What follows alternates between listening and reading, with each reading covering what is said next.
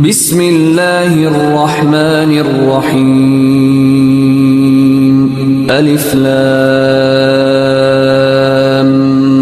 ميم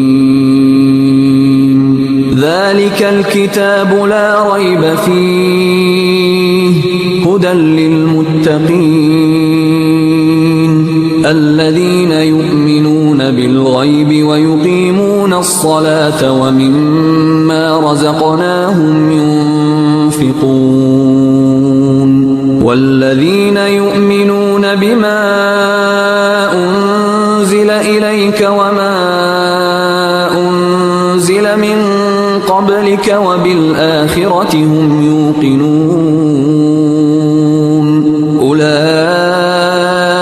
على هدى من ربهم وأولئك هم